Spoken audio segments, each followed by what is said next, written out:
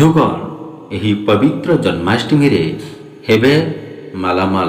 ଏହି ରାଶି ମିଳିବ ବଡ଼ ଫାଇଦା।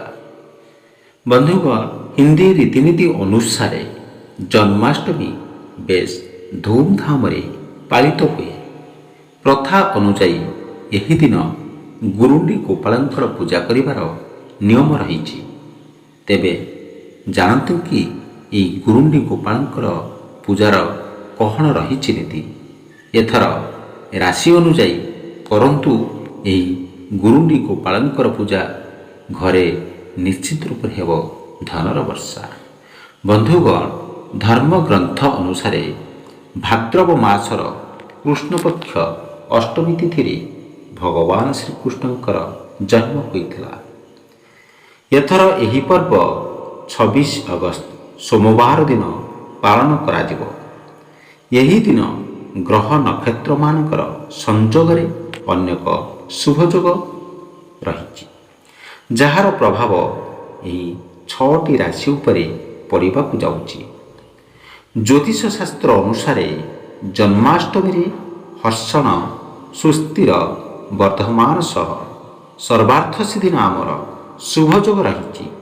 ଏଥିସହ ପଞ୍ଚ ମହାପୁରୁଷମାନଙ୍କରୁ ଏକ ଶେଷ ଯୋଗ ମଧ୍ୟ ଏହି ଦିନ ରହିବ। ତେଣୁ ଆସନ୍ତୁ ଜାଣିବା କେଉଁ ରାଶି ଏହି ଜନ୍ମାଷ୍ଟମୀରେ ଲାଭବାନ ହେବାକୁ ଯାଉଛି। ବନ୍ଧୁଗଣ, ଆପଣମାନଙ୍କର ଯଦି ଏହି ରାଶି ମଧ୍ୟରୁ ଯଦି ଆପଣଙ୍କର ରାଶି ହୋଇଥାଏ, ତେବେ ଭିଡ଼ିଓକୁ ନିଶ୍ଚିତ ରୂପରେ ଲାଇକ୍ କରିବେ ଏବଂ ଚ୍ୟାନେଲରେ ନୂଆ ଥିଲେ ନିଶ୍ଚିତ ରୂପରେ ଚ୍ୟାନେଲକୁ ସବସ୍କ୍ରାଇବ୍ କରି ରଖିବେ ଏବଂ କମେଣ୍ଟ ସେକ୍ସନରେ ଅବଶ୍ୟ ଲେଖିବେ ଜୟ ଶ୍ରୀକୃଷ୍ଣ। ବନ୍ଧୁଗଣ, ପ୍ରଥମ ରାଶିଟି ହେଉଛି ମେଷ ରାଶି। ଏହି ମେଷ ରାଶିର ବ୍ୟକ୍ତି ବିଶେଷ ମାନେ ଜନ୍ମାଷ୍ଟମୀରେ ଗୁରୁଣ୍ଡି ଗୋପାଳଙ୍କୁ ନାଲି ରଙ୍ଗର ବସ୍ତ୍ର ପିନ୍ଧାଇବା ଉଚିତ। ଏହା କରିବା ଦ୍ୱାରା ଘରେ ଧନ ସମ୍ପତ୍ତି ବୃଦ୍ଧି ପାଇଥାଏ ଏବଂ ଆପଣଙ୍କ ଘରେ ଏବଂ ସୁଖର ଲହରୀ ଖେଳି ଯାଇଥାଏ।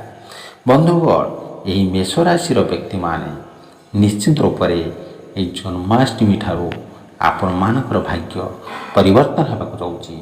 ଆପଣମାନଙ୍କର ଭାଗ୍ୟ ଅତି ସୁନ୍ଦର ହେବାକୁ ଯାଉଛି।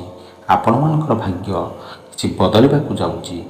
ତେଣୁ ଆପଣମାନେ ନିଶ୍ଚିତ ରୂପରେ ନାଲି ରଙ୍ଗର ବସ୍ତ୍ର ଆପଣ ଏହି ଗୁରୁଣ୍ଡି ଗୋପାଳକୁ ପିନ୍ଧନ୍ତୁ ଏବଂ ଆପଣଙ୍କର ନିଶ୍ଚିତ ରୂପରେ ଆପଣମାନଙ୍କ ଉପରେ ବା ଆପଣଙ୍କର ଉପରେ ଭଗବାନଙ୍କର ଆଶୀର୍ବାଦ ନିଶ୍ଚିତ ରୂପରେ ରହିବ। ତେଣୁ ବନ୍ଧୁଗଣ, ଆପଣମାନେ ଏହି ନେକ୍ସଟ ରାଶି ଶୁଣନ୍ତୁ, ବୃଷ ରାଶି। ବୃଷ ରାଶି ବ୍ୟକ୍ତି ବିଶେଷମାନେ ଜନ୍ମାଷ୍ଟମୀରେ ଶ୍ରୀକୃଷ୍ଣଙ୍କର ରୂପାଯୁକ୍ତ ଆଭୂଷଣରେ ସଜାଇବା ଆବଶ୍ୟକ। ଏହାଦ୍ୱାରା ଧନପ୍ରାପ୍ତି ହେବାର ସମ୍ଭାବନା ରହିଛି। ବନ୍ଧୁଗଣ, ଏହି ବୃଷ ରାଶିର ବ୍ୟକ୍ତିମାନେ ଏହି ଜନ୍ମାଷ୍ଟମୀରେ ଏହି ରାଶିର ଲୋକମାନେ ଅଧିକ ଲାଭବାନ ହେବେ। ଧନ ଲାଭରେ ଅନେକ ସୁଯୋଗ ମିଳିବ ଏବଂ ଚାକିରି ଏବଂ ବିଜନେସ୍ର ସ୍ଥିତି ପୂର୍ବ ଅପେକ୍ଷା ଉତ୍ତମ ରହିବ। ସମ୍ପତ୍ତି ମାଲାମାଲରେ ମଧ୍ୟ ଏମାନେ ଭାଗ୍ୟବାନ ହେବେ।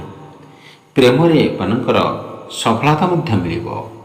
କ୍ୟାରିୟର ସହ ଜଡ଼ିତ ଅନେକ ଭଲ ଖବର ମିଳିବ। ଅଟକିଥିବା କାର୍ଯ୍ୟ ସମ୍ପୂର୍ଣ୍ଣ ହେବାକୁ ଯାଉଛି ଏହି ବୃଷ ରାଶିର ବ୍ୟକ୍ତିବିଶେଷଜ୍ଞମାନଙ୍କର।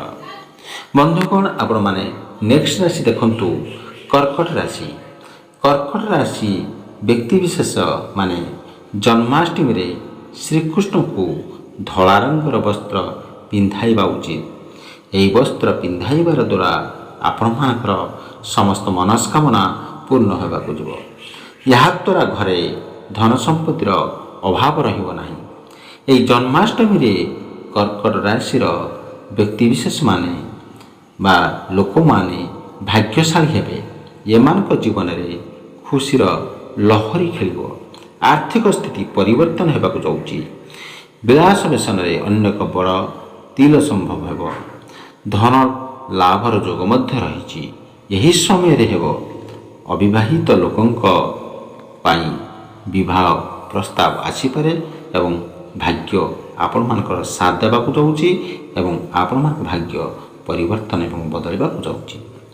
ତାପରେ ଆପଣମାନେ ଦେଖନ୍ତୁ ନେକ୍ସଟ ରାଶି ହେଲା ବିଛା ରାଶି। ଏହି ବିଛା ରାଶିର ବ୍ୟକ୍ତିବିଶେଷମାନେ ଜନ୍ମାଷ୍ଟମୀରେ ଗୁରୁଣ୍ଡି ଗୋପାଳଙ୍କୁ ଲାଲ ରଙ୍ଗର ବସ୍ତ୍ର ପିନ୍ଧାଇବା ଉଚିତ।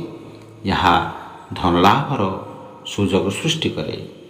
ବନ୍ଧୁଗଣ, ଯଦି ଆପଣମାନେ ଏହି ଗୁରୁଣ୍ଡି ଗୋପାଳଙ୍କୁ ଲାଲ ରଙ୍ଗର ବସ୍ତ୍ର ପିନ୍ଧାଇବେ, ଆପଣମାନଙ୍କର ଭାଗ୍ୟର କିଛି ପରିବର୍ତ୍ତନ ଘଟିବ। ଆପଣମାନଙ୍କର ଭାଗ୍ୟ ବଦଳିବାକୁ ଯିବ। ଏହି ରାଶିର ଲୋକଙ୍କ ପାଇଁ ଅନେକ ଖୁସି ଖବର ମଧ୍ୟ ରହିଛି। ଏହି ଜନ୍ମାଷ୍ଟମୀ ପରଠାରୁ ଆପଣମାନଙ୍କୁ ମିଳିବାକୁ ଯାଉଛି। ପାରିବାରିକ ଜୀବନରେ ସୁଖ ସମୃଦ୍ଧି ଲାଗି ରହିବ। ସମ୍ପତ୍ତି ସହ ଅନେକ ଯୋଜନା ଆପଣଙ୍କ ପାଇଁ ଲାଭଦାୟକରେ ପ୍ରମାଣିତ ହେବାକୁ ଯାଉଛି। ପିଲାମାନଙ୍କୁ ଏହି ସମୟରେ ଅନେକ ସଫଳତା ମଧ୍ୟ ମିଳିପାରେ ଏବଂ ପ୍ରେମ ସମ୍ପର୍କରେ ଝଗଡ଼ାର ସମାଧାନ ହେବାକୁ ଯାଉଛି। ଆପଣମାନଙ୍କର ଭାଗ୍ୟ ପରିବର୍ତ୍ତନ ହେବାକୁ ଯାଉଛି। ଆପଣଙ୍କର ଭାଗ୍ୟ ବଦଳିବାକୁ ଯାଉଛି। ବନ୍ଧୁଗଣ, ତାପରେ ନେକ୍ସଟ ରାଶି ରହୁଛି ମୀନ ରାଶି। ଏହି ମୀନ ରାଶିର ବ୍ୟକ୍ତିବିଶେଷମାନେ ଜନ୍ମାଷ୍ଟମୀରେ ଗୁରୁଣ୍ଡି ଗୋପାଳଙ୍କୁ ଗାଢ଼ ହଳଦିଆ ରଙ୍ଗର ବସ୍ତ୍ର ପିନ୍ଧାଇବା ଆବଶ୍ୟକ ହୋଇଥାଏ। ଯଦି ଆପଣମାନେ ଗାଢ଼ ହଳଦିଆ ରଙ୍ଗର ବସ୍ତ୍ର ଏହି ଗୁରୁଣ୍ଡି ଗୋପାଳକୁ ବା ଆଣ୍ଠୁଆ ଗୋପାଳକୁ ଆପଣମାନେ ପିନ୍ଧନ୍ତି, ଆପଣମାନଙ୍କର ଭାଗ୍ୟ ପରିବର୍ତ୍ତନ ହେବ। ଆପଣମାନଙ୍କ ଘରେ ଧନର ସମ୍ପତ୍ତି ବଢ଼ିବାକୁ ଯାଉଛି ଏବଂ ଏହା ଏକ ଦ୍ୱାରା ଏବଂ ପ୍ରଚୁର ଧନଲାଭ ହେବାର ସମ୍ଭାବନା ମଧ୍ୟ ରହିଛି।